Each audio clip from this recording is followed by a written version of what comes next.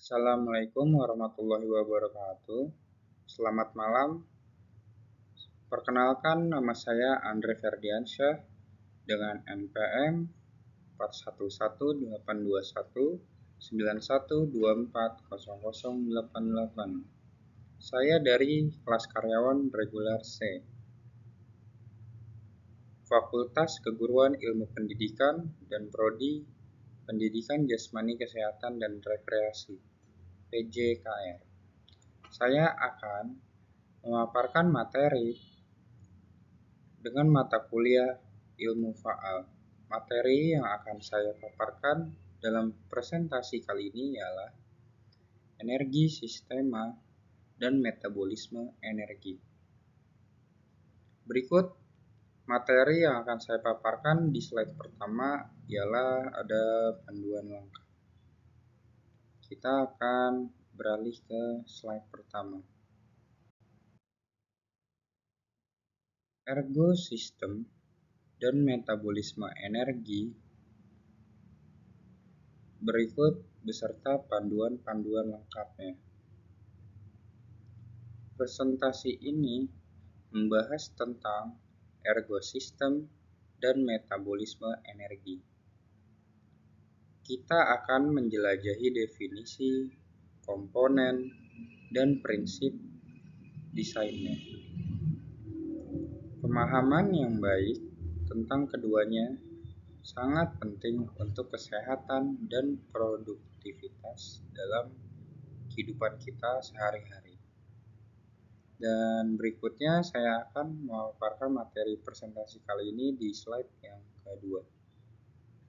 Kita akan beralih ke slide yang kedua tentang pemaparan materi ergosistem dan metabolisme energi.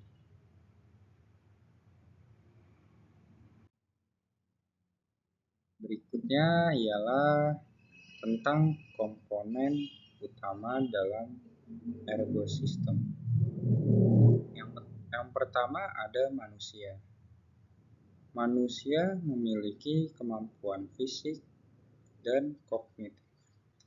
Namun, ada juga batasan yang perlu diperhatikan. Yang kedua ialah ada alat atau teknologi. Desain alat dan teknologi mempengaruhi manusia. Kegunaan dan dampaknya harus dipertimbangkan. Dan di yang ketiga ada lingkungan kerja. Lingkungan kerja ialah fisik, suhu, kebisingan, dan sosial. Budaya kerja adalah bagian penting dari lingkungan kerja. Interaksi antara manusia, alat, dan lingkungan kerja saling mempengaruhi satu sama lain. Dan selanjutnya saya akan memaparkan materi berikut. Prinsip desain ergosistem yang efektif.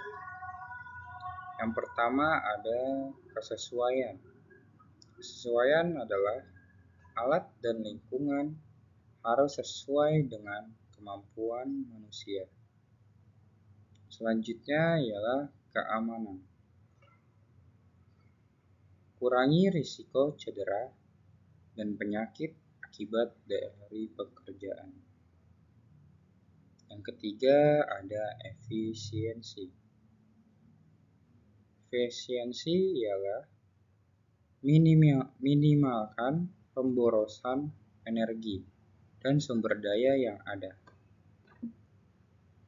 Selanjutnya dan nomor yang keempat ialah kenyamanan.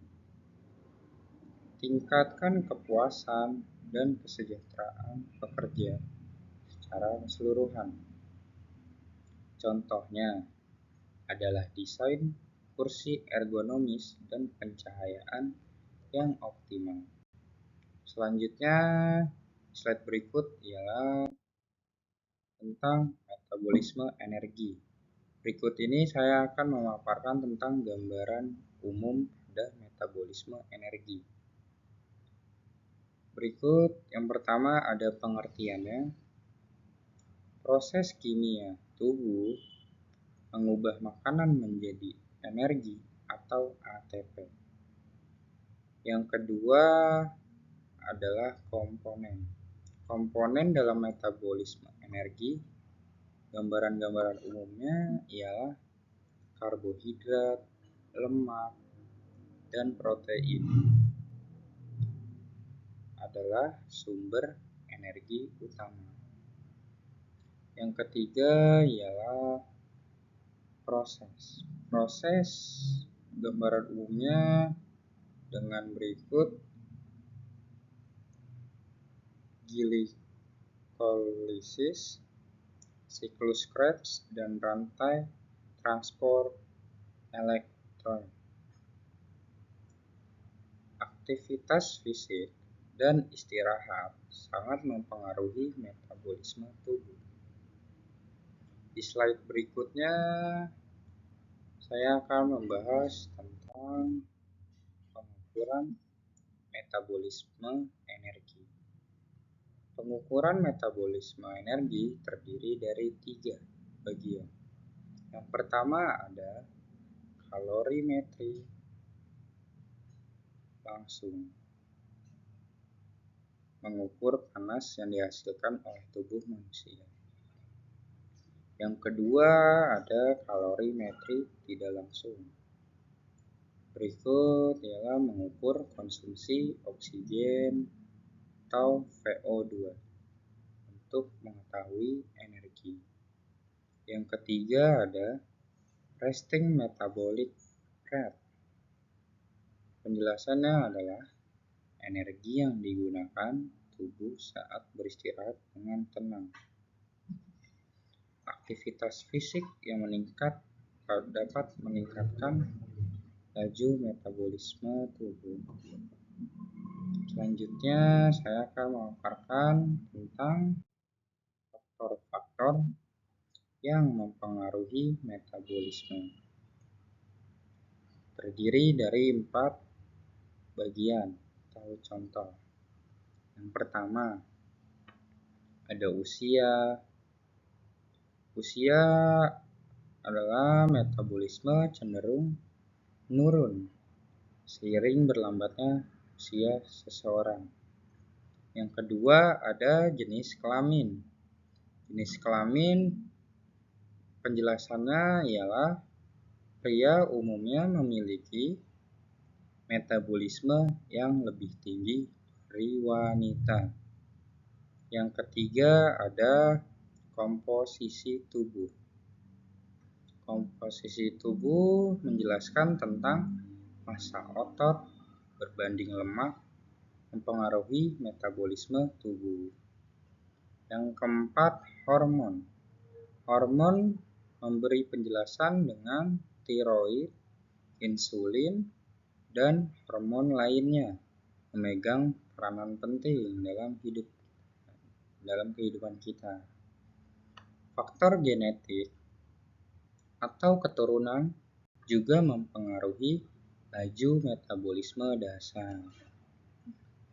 Selanjutnya di slide berikutnya adalah saya akan membahas tentang aplikasi dalam kehidupan sehari-hari.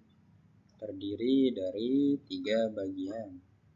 Yang pertama adalah desain tempat kerja. Desain tempat kerja merupakan meningkatkan produktivitas kerja dari mengurangi rasa kelelahan. Yang kedua ialah olahraga. Olahraga merupakan mengoptimalkan performa dan pemutihan setelah berolahraga keras. Yang ketiga ialah nutrisi. Nutrisi merupakan merencanakan diet sesuai kebutuhan energi masing-masing individu. Rehabilitasi membantu memulihkan fungsi tubuh selesai cedera atau setelah cedera. Dan berikutnya saya akan membahas tentang Di slide berikutnya saya akan membahas tentang kesimpulan. Berikutnya saya akan membahas tentang kesimpulannya. Kesimpulan dari ergosistem dan metabolisme energi. Kesimpulannya adalah ergosistem dan metabolisme energi saling terkait dan sangat penting. Memahami keduanya mampu meningkatkan kesehatan, produktivitas, dan kualitas hidup. Penelitian lebih lanjut dibutuhkan untuk aplikasi yang lebih efektif di masa mendatang. Terapkan prinsip-prinsip ini dalam kehidupan sehari-hari supaya ergosistem dan metabolisme energi kita sangat berfungsi dan saling terkait di dalam kehidupan kita sehari-hari, dan juga mampu menjaga kestabilan dan meningkatkan dalam peningkatan kesehatan, produktivitas, dan kualitas hidup kita di dalam kehidupan kita sehari-hari supaya berjalan dengan baik dan juga akan berpengaruh baik dalam kehidupan kita, karena ergosistem dan metabolisme energi sangat-sangat berfungsi dan sangat baik untuk manusia. Berikut dari saya, Andre Ferdiansyah dari Regular C FKIP PJKR. Wassalamualaikum warahmatullahi wabarakatuh. Selamat malam.